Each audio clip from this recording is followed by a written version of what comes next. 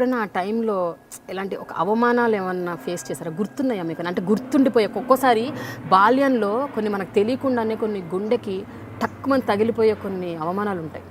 అది sometimes we can't bear. అవి లైఫ్లో ఎప్పటికీ గుర్తు పెట్టుకుంటాం మనం. అవును. అలాంటివి ఏమైనా మీరు ఎక్స్పీరియన్స్ అయ్యారా? అంటే ఒక్కొక్క సందర్భంలో ఏంటంటే అప్పట్లో ఫోటోలు దిగేటప్పుడు యాక్చువల్గా కెమెరా రీలు బాగా కాస్ట్లీ కదా, ఫోటోలు అందరినీ తీయించరు మామూలుగా.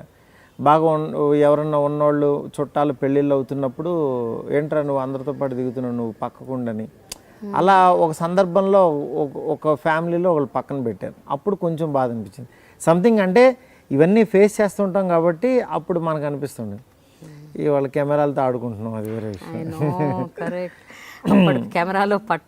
కెమెరాలో ఇంత ప్లేస్ కోసం ఏంటి ఆ ఫోటో గురించి గొడవలైన సందర్భాలు ఉంటాయి. మా పిల్లల్ని ఫోటో తీయించలేదని మా అమ్మ ఫైట్ చేసింది. సంథింగ్ ఇవన్నీ ఉంటుంటాయి. సో జనరల్గా ఏంటంటేనండి అంటే ఏదో సాధించాలి, వీళ్ళు నన్ను ఇట్లా అవమానిస్తారా, నేను ఏదన్నా చెయ్యాలి అన్న ఆ ఏజ్లో నిజంగా బయలుదేరి ఒక ఫిల్మీ టైప్లో ఉంటుంది కదా, అదేమన్నా ఉండేదా నిజంగా వాస్తవంగా? అది ఎలా డెవలప్ అయిందంటే అది మనకు తెలియకుండా మన వర్క్ని మెచ్చుకోవాలి, అంటే మనల్ని మెచ్చుకోవాలి అంటే అందరికంటే కొంచెం ముందు ఉండాలి. అది తెలియకుండా స్కూల్లోనే నేనేంటంటే బొమ్మలు వేస్తూ ఉండేవాడిని. అంటే వినాయకుడు బొమ్మలు అవన్నీ దేవుడి బొమ్మలు యాజ్ ఇట్ ఈస్ దింపేస్తూ ఉండేవాడిని.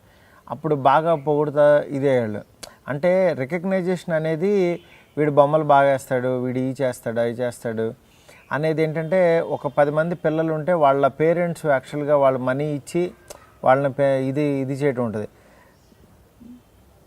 నేను అలా కాకుండా ఏంటంటే నాకు బొమ్మలు వేయడం ఇవి చూసి ఎప్రిషియేట్ చేసేవాళ్ళు.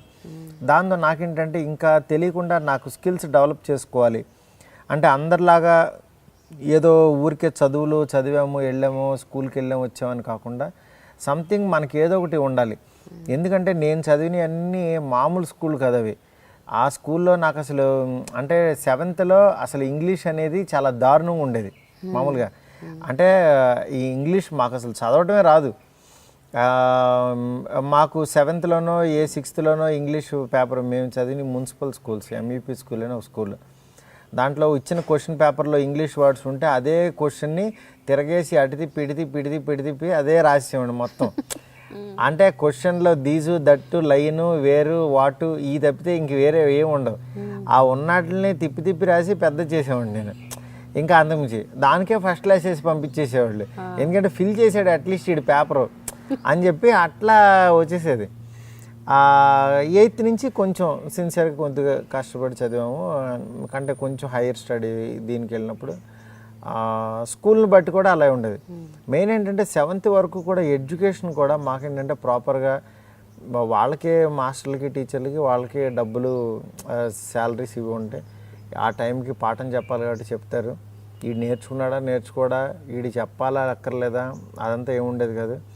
అంటే వాళ్ళకు కూడా నేను ఏంటంటేనండి ఇక్కడ కొన్ని స్కూల్స్ అవి గమనిస్తే అంటే ఇప్పుడు అయిన తర్వాత నాకు అనిపించింది చాలామంది స్కూళ్ళల్లో ఏంటంటే వీడు ఒక కూలోడు కొడుకో లేకపోతే కనుక వీడు ఫాదర్ ఈ బడ్డీకోటి బిజినెస్ లేకపోతే ఇంకోటి ఏదో అంటే వాడిని చూసే విధానం కూడా మాస్టర్ అలాగే ఉంటుంది.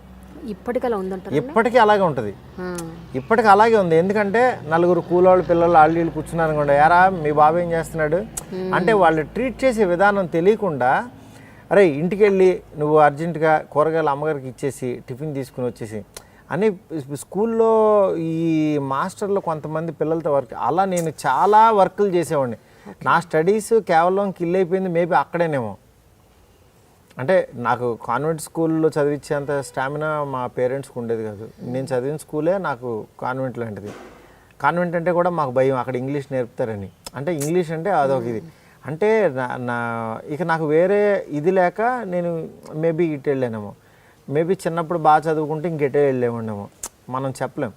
బట్ ఏంటంటే ఆ కల్చర్ కూడా నాకు ఒక్కోసారి నాకు అది బాధిస్తూ ఉంటుంది నాకు. ఎందుకంటే ఆ ప్రాపర్ టీచింగ్ అనేది చిన్నప్పుడు లేదు అసలు 100%.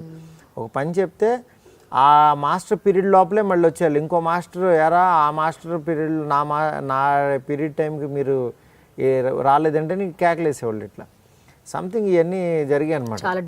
నేను తర్వాత రియలైజ్ అయ్యాను అనమాట. దాని మీద అసలు స్కూల్ ఎడ్యుకేషన్ మీద కూడా ఒక సినిమా తీద్దామని అనుకున్నా.